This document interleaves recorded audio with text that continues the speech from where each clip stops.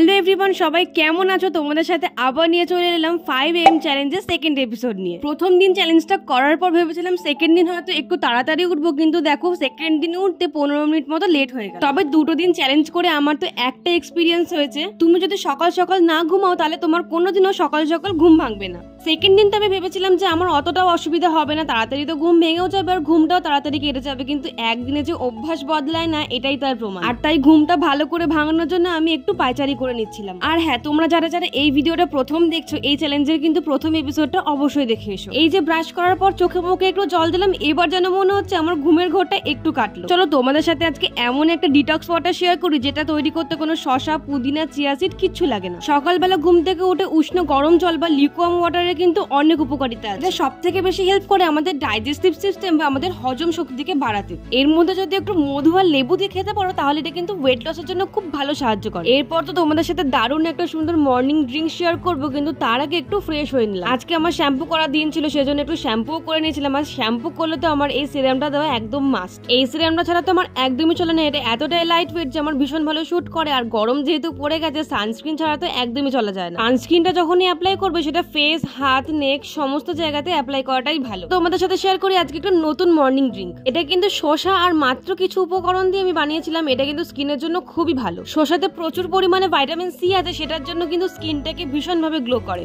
এখন তো কখন গরম কখন বর্ষা পড়ছে, সেই জন্য ঠান্ডা গরমের মধ্যে আমাদের শরীরটাও খারাপ হচ্ছে, সেই জন্য এর মধ্যে একটু তুলসী পাতাও দিয়ে নিয়েছিলাম। এই যে আমাদের তৈরি হয়ে গেল কিউকাম্বার জুস। এর মধ্যে তোমরা চাইলে অল্প করে একটু লবণ ব্যবহার করতে পারো। তো তোমাদের সাথে দেখা হচ্ছে আবার নেক্সট এপিসোডে, ততক্ষণের জন্য টাটা।